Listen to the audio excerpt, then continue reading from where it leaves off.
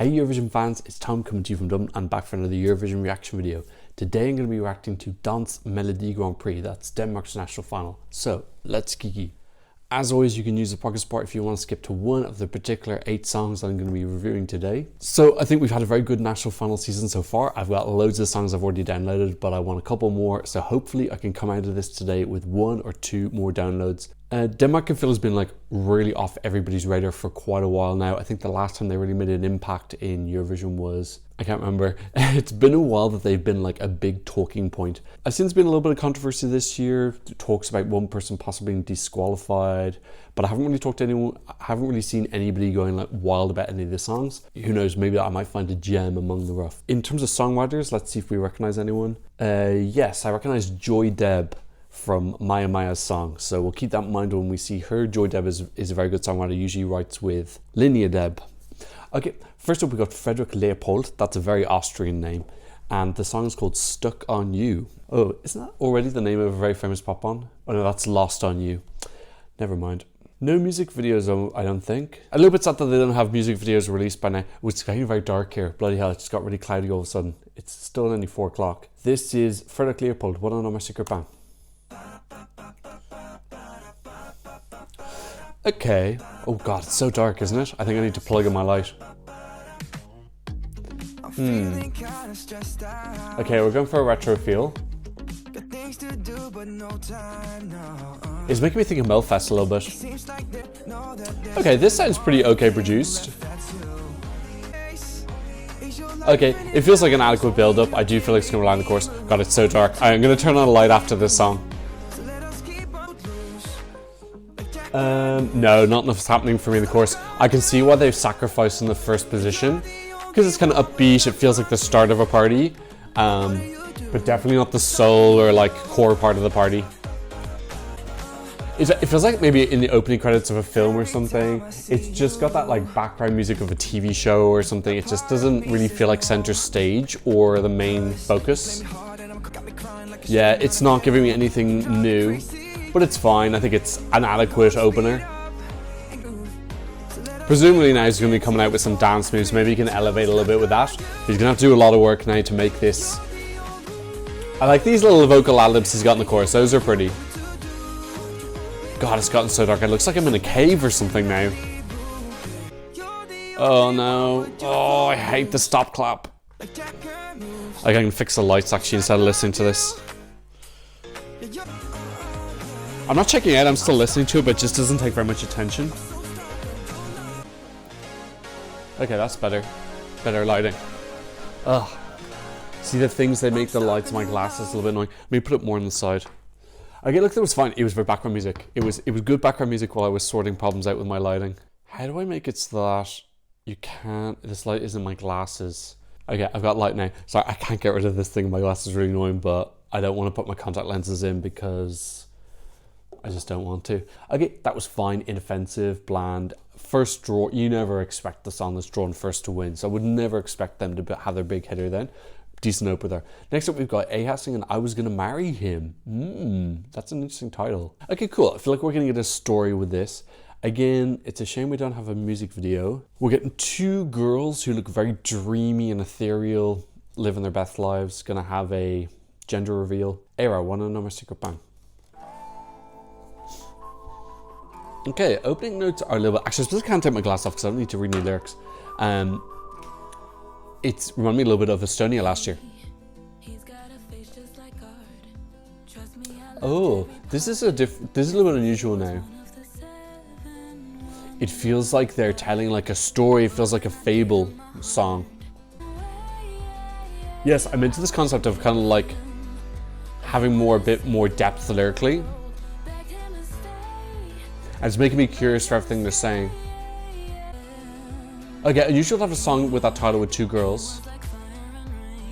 Okay. They're going on a journey and I'm interested and I'm with them so far. I'm paying attention, I'm listening to them. A little bit of like cinematic quality intensity coming in my left ear.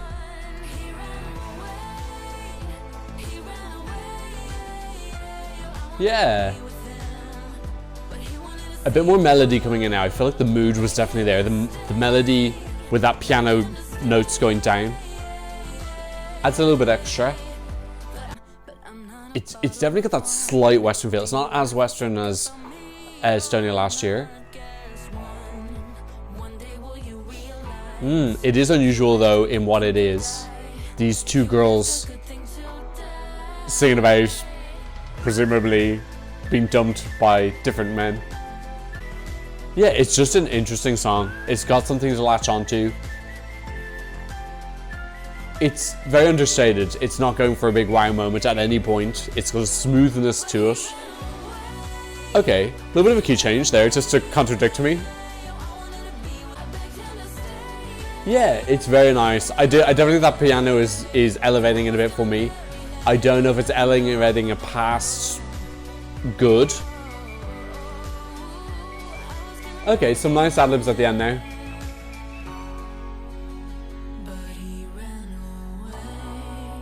Do you know what it reminds me a little bit of is that Kylie Minogue song, They Called Me the Wild Rose. Almost had that like feeling of an old folk tale or story being retold in a song. So very interesting in that aspect. Definitely a contender for me in that if that went, I would be very curious how it would do. I wouldn't expect it to do fantastically, but I like this idea of something that's very unique lyrically. We have so much cliche nonsense, and having something like this, which has got a kind of weird, different idea. Again, this folk storytelling is quite cute and unique. So I'm just gonna put my glasses on off when I'm trying to read stuff, because otherwise I'm like, I have to put my face right deep into my laptop. Okay, so yeah, that was a hit for me. Not super wow, but I enjoyed it. Next up we have Micky Skeel singing Glansbillede. Is that anatomical? No, nothing close to that. It's gloss picture. So I'm not sure what it means. I'm just like maybe a glossy photograph perhaps. Yeah, I really don't like that they don't make them make any music video. Do they have that? Yeah, I don't think Denmark ever do music videos, which is kind of a shame. I remember last year they had like photos, and one of them was like a campfire, maybe another one was a forest. So it kind of sucks that they don't make their artists do that. It's not much. It almost feels like they maybe inhibit them from doing actually stop. Like, it's weird that 3 separate artists would decide not to have a music video. You steal one and I'm a secret bang. Okay, that starting alerts me. Okay, in Danish, which is nice. I can't remember who told me that Danish is a mix of German and Swedish. In how it sounds, not literally a mix, but feels like it's got an empowerment song construction at the beginning. Yeah, it's very twee. I do associate these songs with Denmark. These very like, things are great songs. A little bit like Leonora in 2000 and whenever. Yeah. Again, this feels like a soundtrack to a movie like Minions or one of those Pixar movies.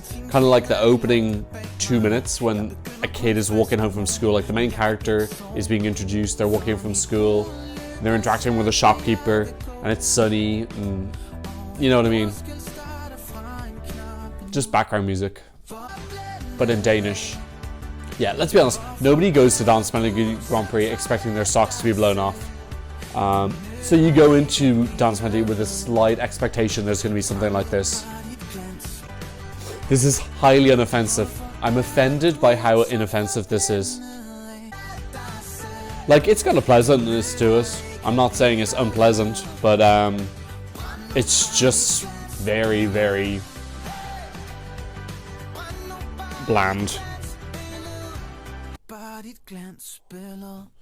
Yeah, that's grand. I'm kind of glad it's over. Am I glad it's over? No, I'm sad it's over. But I don't like his reminder. I'm okay with that being on, again, in the background. If I was doing something else, if I was like potting around, because I wouldn't find it too distracting. Also, just because it's in a foreign language. I find it easier to listen to foreign language music that I don't understand at all if I'm doing something on my laptop or working away. So yeah, just background music, but nice background music. Okay, so fourth up we have Maia saying Beautiful Bullshit. Now this is the song, I love that title by the way, it's very, it is a striking title, and I'm glad that we're getting something like that, because especially after that little bit of a snooze fest. This is a song that's written by Joy Deb, but as well 2 Danish writers who I don't recognize. Okay, so Maia, this is Maia, one of my secret band. Ooh, we're gonna get something dramatic. Ooh, okay. Okay, bit of a bop. That's fine. I like a bit of a bop. Ooh, what is that? That kind of like sound. Does that remind me of James Bond? What does it remind me of? Ooh, she likes her beautiful bullshit. Okay. Okay, she's done a build up now. Where's the pop drop? Come on, pop drop. Please be good. Admit an idiot. That's a good rhyme. So far, I'm feeling like the beautiful bullshit is like a striking title, but I'm not hearing anything else that's striking. Feels a little bit like swearing for the sake of making something seem edgier than maybe it possibly is. Also, just in English, like beautiful bullshit doesn't really make sense. Like bullshit is when someone's talking nonsense or lying. So it's a weird metaphor. Yeah, I just feel like there's possibly a little bit of just going for a shock factor of saying bullshit. I'm not really hearing the depth under that. I'm just waiting to hear something a bit more special or a melody that's a little bit more downloadable. Okay, element at the end, yeah. I feel like it's a little bit like lipstick on a pig. Nah, this just isn't here. There's not enough. I thought like with a title like that we get something a bit more edgy, but like if you took the title of this away, it's like a really standard upbeat I'm breaking up with you or why can't I break up with you song. Yeah, I feel like they tried to deceive me, but okay, so of those first four, to be honest, three of them I would just throw straight in the bin. But I liked Eyjaa. I thought that was interesting. It had a story to it and it had something behind song. Okay, fourth up is Nicklas Sonne. He's singing Freedom. I actually thought last year was quite good. We had those full effect. I thought that was really different and unique. This guy looks like he might have a slightly different point of view. He looks very Germanic Viking. Nicklas, one number secret bang. Okay, thank fuck. Something different. Okay, good. Okay, have a melody though, please.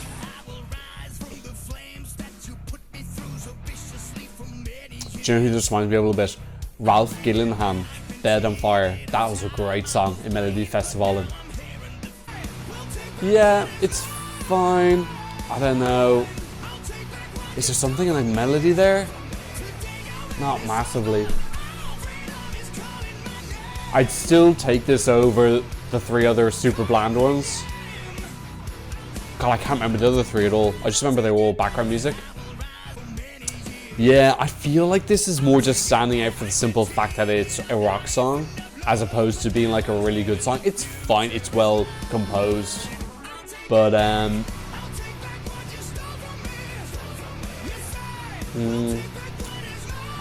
really searching the chorus for something that would become a hook. It's fine, yeah, it's grand. I don't think I downloaded it, but it's okay. This is weird now because we had Ready last year, who had kind of rocky song, and now a rocky song with Denmark this year. I know so little about the Danish scene. I feel like the biggest fault with Dansk Melodi Grand Prix is it doesn't give me like a feeling about what the Danish music scene is. I really don't think it's indicative at all. I think it represents like a very small slice. So hearing something like this is kind of cool because it's like, oh wow, maybe Denmark does have a rock scene. I'm sure they do, but like how would I possibly hear of it otherwise? It's something I think UMK does really well, is it's showing me each year more and more facets of the Finnish music scene, which I love seeing. Yeah, this is grand. This is grand. I don't know what I put it in front of the girls who told the story. I think they're kind of close to me. Both of them have like some interesting aspects to them. I think the story of the first one was better. This doesn't really feel like it has a story in the lyrics. He's just like taking freedom back from a girl, so it does feel quite 90s rock, like Saved by the Bell opening credits. Well, obviously heavier than that, but you know, the vocal sounds like that. Okay, I kind of love that little guitar solo at the end. Okay, yep, that is definitely up there with what were the first girls called? Eyjaa. Okay, so it's between Nicklas and Eyjaa for me right now. Next we got Mariyah LeBerg. I want something a little bit stronger now. Really wanting someone now to absolutely grab me in terms of a song. Mariyah, Wanna Know My Secret Bang. Is that wonky? Oh, did I make it worse? Never mind. Okay, that's a quirky beginning. It's a little bit unusual. Okay, I think this could have some potential.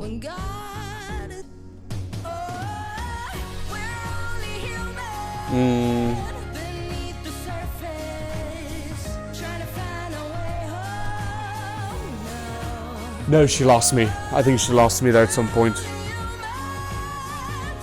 Oh, Denmark. Why? Oh, what's going on, Denmark? I feel Denmark is really in the same vein as Ireland. Are they? No, I don't think Denmark is as bad a place as Ireland. Actually, that's too extreme. I do feel like Denmark are in a down patch right now. They didn't qualify last year. They're 2 non-qualifiers in a row. They used to be every single year. They used to be pop gods in the noughties. I remember they had like a 6 streak or something. But now they're barely qualifying, and when they do, people just don't care about them. I can't remember the last time they had an Impact song. No, I don't think they've had anything Impact since Emily de Forest. This just feels a little bit kumbaya, a bit like woman who owns a vegan shop singing, I'm just not getting anything. They really do know how to do these like very inoffensive, bland sounding songs like nobody else can. Joe, this feels more work because I find her vocal a little bit shrieky at some points. Yeah, no, I think that just did not work for me at all. Yeah, it was the shrieking because the other ones that were kind of like a little bit more boring, they still had like a nice bouncy mood with them. So even if I would like started doing other things, I'd have this kind of like nice buzz in the background. But her was like a little bit shrieky at some point, so I couldn't even really concentrate on doing other things. Not for me at all. Okay, let's go next for Søren Torpegaard Lund. One hell of a Danish name, amazing. And the song's called Lige Her. It means right here. I need someone to come and just punch me in the face. This national final is just got... They're in the second semi though. Ooh, we got someone who looks like they've got a bit of more personality. So this is Søren. Wanna know my secret bang? Come on, Søren. Oh no. Oh no. Whoa. Okay, hopefully subverting expectations. Subverting expectations is tight. Okay, he's going for a lullaby, very soft mood. Maybe some like trippy 70s elements as well. That guitar sounds very 70s. Yeah, this is got more of a pulse because it feels like he's sustaining tension even though it's in a lower register and it's calmer. So it feels more successful than the other bland songs. And it's making me think of like strolling by the seaside. Yeah, it's got a real mood to it. Okay, I'm not saying I'd like it as much as my top 2. But I currently put it as my number 3. And it can lend itself to some staging as well. I can imagine him like on a treadmill with like lovely big clouds going by and like seagulls, and it's got a very like innocent world with no crime feel. Like a children's TV show. Very lovely, innocent. Hey, he's mixing up a little bit, which is good because it's possibly getting a bit repetitive. Oh. Yeah, I wonder if it's just is he tapping into some memories from me, like when I used to go to the seaside possibly? Because I wonder if for other people this be just an absolute flop.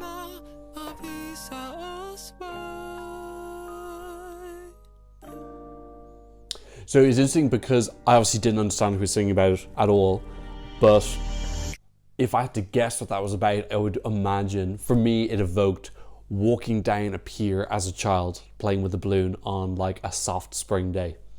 So that's the mood it gave me. You know, I'm clutching at straws to find anything here that's like remotely, wow, I'm not downloading any of those songs. But still, I would say Eyjaa and Nicklas Sonne were the most impactful.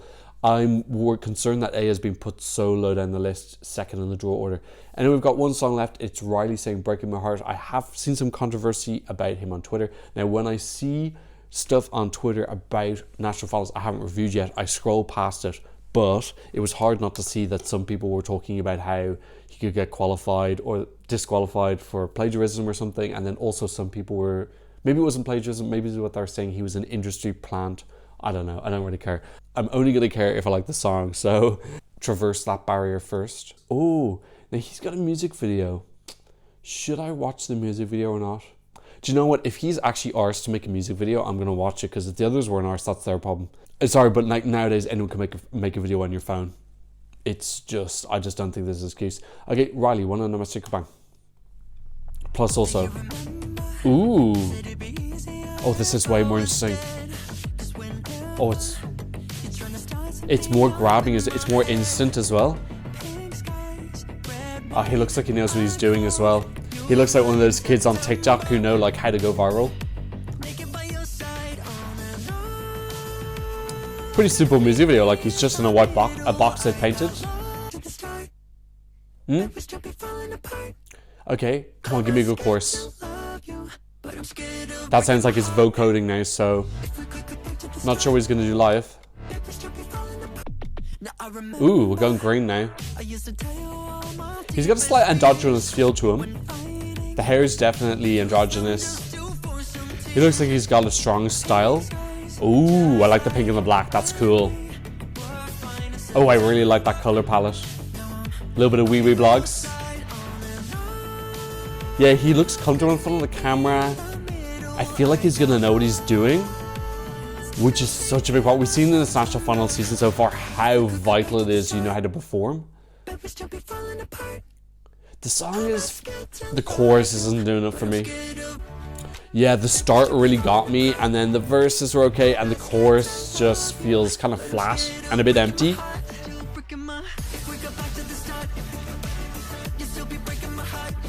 I hope he breaks. Yeah, okay, thank God it break up. I'm going to space now. I do like all these like very simple tableaus they've created. They are really like clean and sharp. He's got a kind of like spunky attitude, like a little bit smug, but also a little bit cheeky, sassy. And he's a very handsome guy. He looks very model-esque. Feel like it needs a revamp though. We need a little bit something more melodically in this. Okay, and he's been drawn last to the final, so I wonder if they're expecting big things from him. Do I have high expectations when they come to the Danish national final? No, I do not. Do I hope to find 1 or 2 songs to download? Yes, I do. I think that's usually how I kind of view it, is best case scenario, I can delve into Dansk Melodi Grand Prix, not want to kill myself, and get 1 or 2 downloads. I don't know if I'm going to get any downloads this year. But there are some songs that I kind of am rooting for a little bit. I thought Reiley was good, that last song I listened to. He's got a good performance quality, charisma, and he was the only one who did a music video. I'm not sure if that's whether he was the only one who bothered or if the others didn't think of it for some reason. I don't know. It seems weird that they have rules that you can't make music videos, but then only one person could, so I assume they are allowed to. Maybe I just couldn't find them, but then I am searching.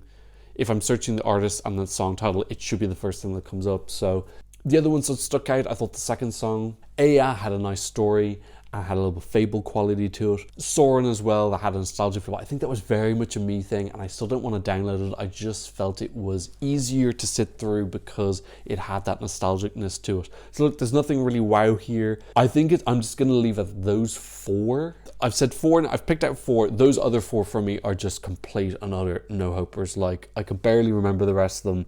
I'd be wildly shocked if any of them could qualify from Eurovision. If they did, it would be an indicator that the second semi-final, which Denmark are in, is just crazy weak this year.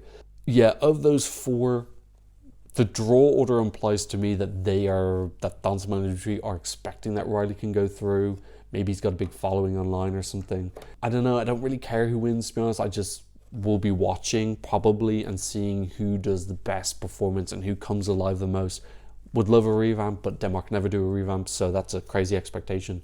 I think it's just going to be, they're going to just, I probably would expect Denmark to non-qualify again this year, but who knows, if someone can like make their performance come absolutely alive. For example, I think Søren, if he can make that performance have a really like storybook feel, like something like that, or I think if what are they called? Fucking, I can't remember their names. Or if Eyjaa can like tell a story visually on the stage, maybe that could elevate it. But even still, I think they're just going to probably scrape into the final and then not place very high. I wouldn't say I'm disappointed, I'd say that's like kind of what I expect from Dansk Melodi Grand Prix. Maybe a little bit disappointed there was nothing like Full Defect last year. I thought that song was actually melodically very good. I was hoping maybe that would inspire some people, or they might come back again with something stronger this year, but that's not the case. Let's have a look and see what the community thinks. What do they... Well, first I'll show you my top 10, which is this. Not top 10, top 8. To be honest, I'm actually only going to do top 4 because those other 4 were just like a giant ball of paper, white paper with no writing on it. They were just so unimpactful. This is one thing I wish Dansk Melodi Grand Prix would do, is I wish they would just edit down like those other 4 songs.